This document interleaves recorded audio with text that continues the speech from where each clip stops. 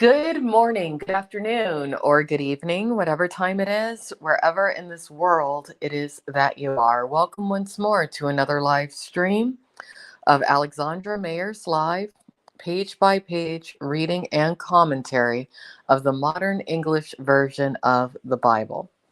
So today we're going to continue with the book of Deuteronomy.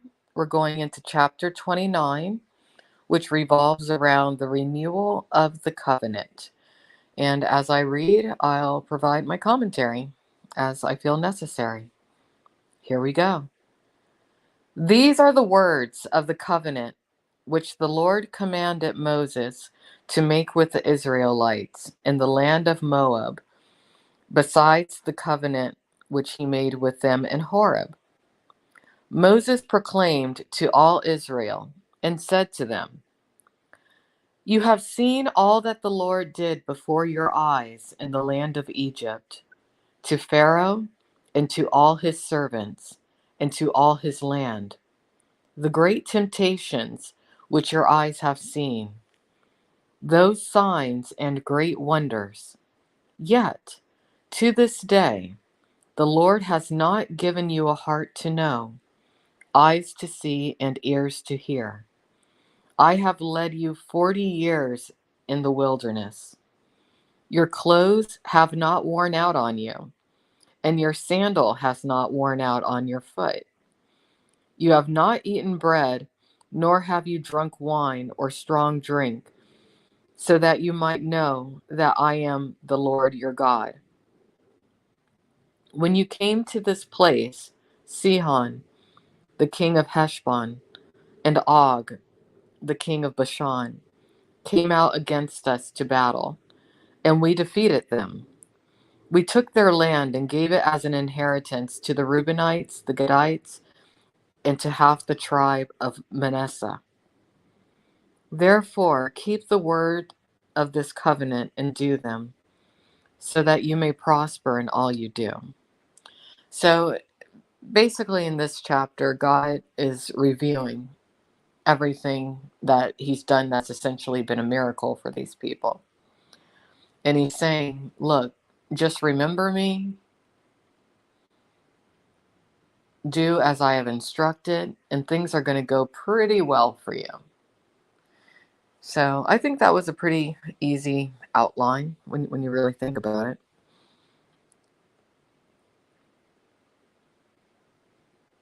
Let's see, where did I leave off?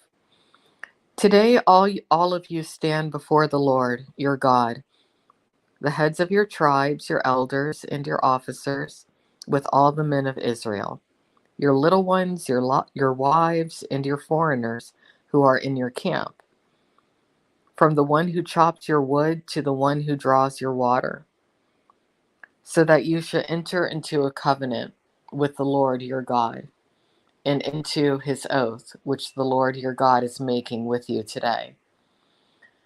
Today he will establish that you are his people and that he is your God, just as he has said to you, and he has sworn to your fathers, to Abraham, to Isaac, and to Jacob.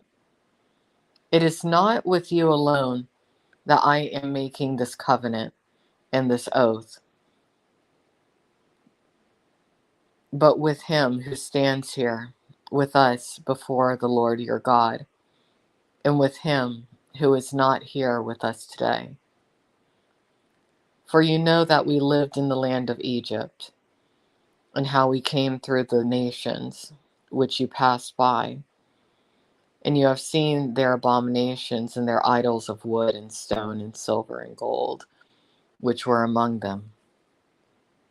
Lest there be among you a man or woman or family or tribe whose heart turns away today from the Lord our God to go and serve the gods of these nations, unless there be among you a root bearing poisonous and bitter fruit. And it happens that when he hears the words of this covenant, he blesses himself in his heart, saying, I shall have peace, even though I walk in the stubbornness of my heart. thus destroying the watered ground with the dry. The Lord will not spare him. Rather, the anger of the Lord and his jealousy will smolder against that man. All the curses that are written in this book will rest on him, and the Lord will blot out his name from under heaven. The Lord will single him out for disaster out of all the tribes of Israel, according to all the curses of the covenant that are written in this book of the law. The generation to come, your children, who will rise up after you, and the foreigner who will come from a far land, when they see the plagues of that land and the sickness which the Lord has laid on it, will say, the whole land is brimstone and salt, a burning waste, unsown and unproductive, and no grass grows there, like the overthrow of Sodom and Gomorrah, Admah and Zeboim, which the Lord overthrew in his anger and wrath. All nations will say, why hath the Lord done such this to the land? What does the heatedness of this great anger mean?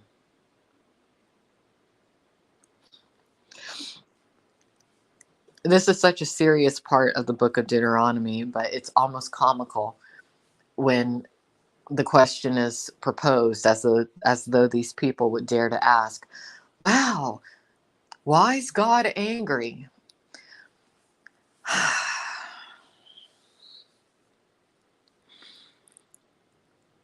I truly do blame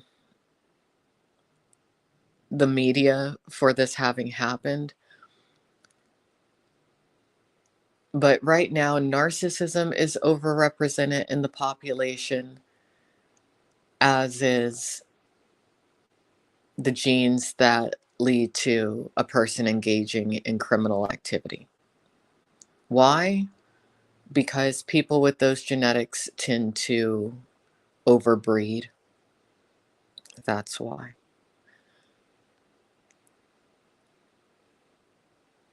And when I go back into the books of the Bible that went over the flood and whatnot, I think the same thing was happening just before the flood happened.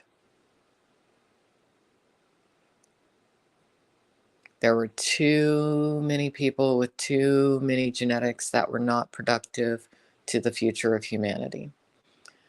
Anyone who's curious about something called the bottleneck theory when it comes to genetics, DNA, and what it is to be human, I highly encourage you to Google that. So let's go ahead and finish. Then men will say, because they have forsaken the covenant of the Lord God, their fathers, which he made with them when he brought them out of the land of Egypt. For they went and served other gods and worshipped them, gods which they did not know and which he had not given them. The anger of the Lord burned against this land, bringing on it all the curses that are written in the book. The Lord rooted them out of their land in anger and in wrath and in great indignation, and threw them into another land, as it is today. The secret things belong to the Lord our God, but those things which are revealed belong to us and to our children forever, so that we may keep all the words of this law. All right, so that was the end of chapter 29 of the book of Deuteronomy. This is the modern English version of the Bible that I'm reading. And we're really getting into it now. I feel really good about this series and this project. It's been very good for my mentality on a day-to-day basis. And one thing that all of you have to realize is that when you embark on a journey of Bible study, Jesus Christ holds your hand through that journey and lifts veils from your eyes and shows you things that normally would escape you. So be prepared if you decide to walk along with me. Anyway, take care. Have a wonderful day, and I will talk to you tomorrow. Bye-bye.